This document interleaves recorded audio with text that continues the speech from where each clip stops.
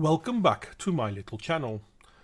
Now, if you are on Twitter, and some people are, I know, then this news story may have reached you too. Okay, what am I on about? Because just jumping in there like that, well, here it is. Children robbed of childhood as families housed in converted shipping containers and offices.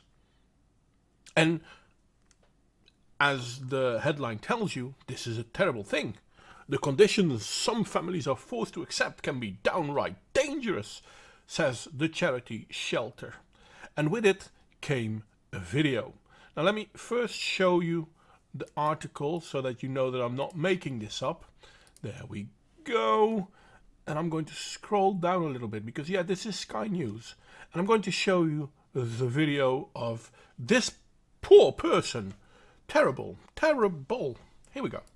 Coming here is just a mental torture. There is a prison. So this is the kitchen.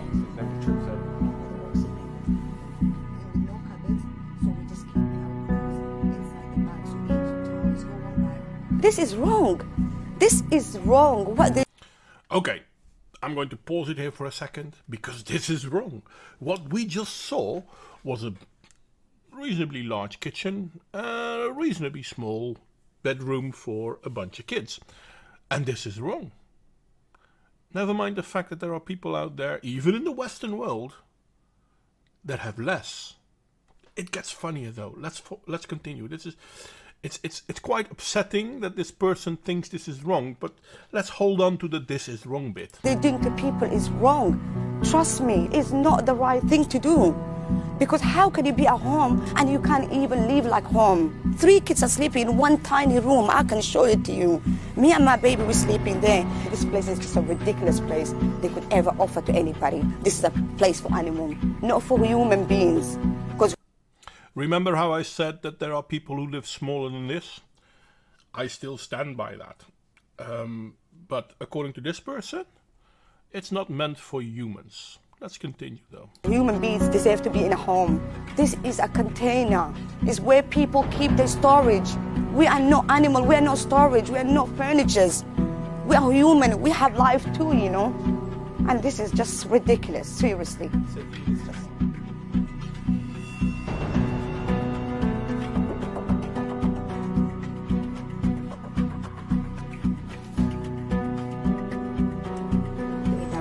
And I'm going to pause it a little bit and see if I can bring it back to the moment where it said what I was looking for. I'm slow. Sorry, let's try that one more time. No, we're not. Well, fuck it. So it's a temporary home. I was hoping to show you the quote. It's a temporary home and people are living in a temporary home and they're complaining about it. But it's a temporary home. It's not supposed to be there for the rest of their life. Why are they in need of a temporary home? I mean, the woman seems to be speaking English pretty well. What is the cause that she doesn't have her own house? Why can't she rent herself? The story doesn't tell that. What the story does tell is this. There may be more than 210,000 children with a permanent home in England, without a permanent home in England, according to the Bleak Houses report by the Children's Commissioner for England. The question is, how many of them are without parents? And we will find that a lot of them are with parents. So then the question becomes, why don't these parents have a home? See, there's a lot of reasoning to it. I mean, some of them can easily say, okay, you know what, I'm a victim of society. But there are people out there who, if being fair, need to admit that it's their own fault. They won't. That's not the point. The point is, how come they are bringing the 210,000 children one?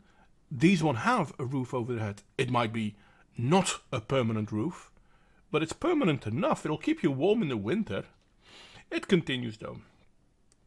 Ealing Council is one of the those using heavily modified shipping containers to house people in the west of London. So we're not talking about a poor place now, are we? I mean, London, well, west of London may be poor, but London itself is a rich area. Yeah, these steel house containers, or steel containers, which have kitchenettes, shower rooms and bedrooms, become a home for people who may otherwise be in B&Bs or other interim housings. And here's the thing I don't understand. If you go on YouTube, you will find plenty of video of people building a house out of shipping containers. I've actually thought about doing that myself. If it weren't for the fact that land is so fucking expensive in the country where I live, I probably would have gone there already.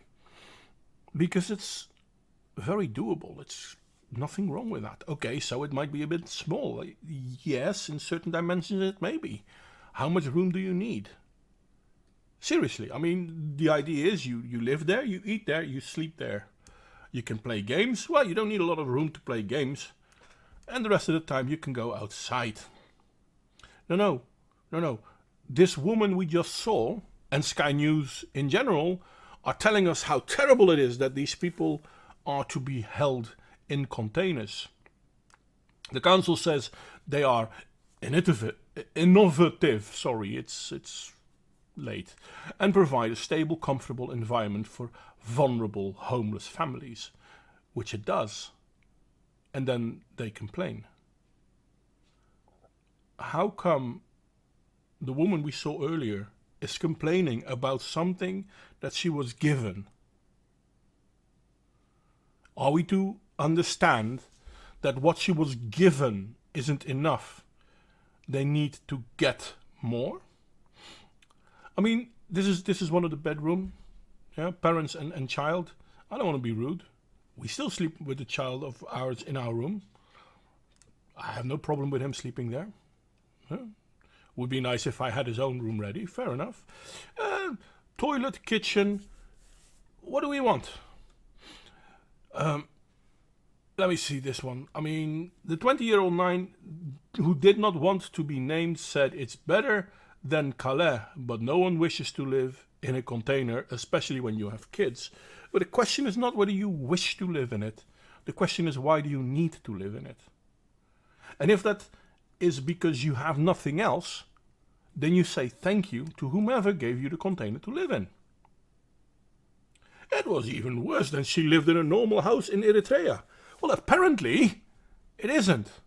Because if it was so much worse than living in a normal house in Eritrea, why did you go to the UK? See, I'm really nasty like this. I know. But I still believe, and I'm going to stop showing this because it's just upsetting me anyway. Not so much because I disagree with what you're seeing. I mean, what you're seeing looks okay to me. I'm upset with this person complaining. Because let's be honest, beggars and choosers and all that thing, they set you up. There's only so much housing in an area. See, this is one of the reasons why a lot of people in the UK wanted to leave the European Union. They have a problem with housing.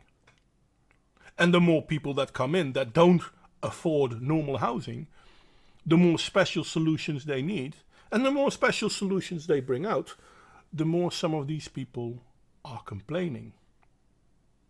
I mean, office blocks have been converted into living spaces. Sounds alright, but it's not perfect. No, because it's temporary. These containers are built into living spaces. It's not perfect. No, because it's temporary. But they still rather not live here. Then where would they live? They would want to have a normal house. Okay. Why can't you get a normal house? Or you can't afford one?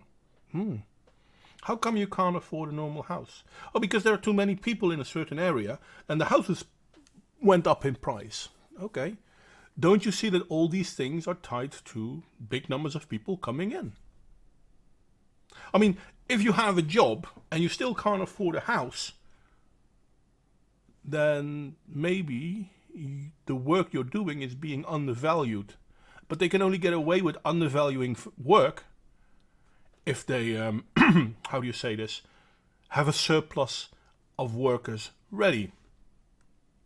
I mean, not too long ago there was in the news how the earnings of construction workers in America, in the UK, went up. Why? Because a lot of Europeans went back to Europe.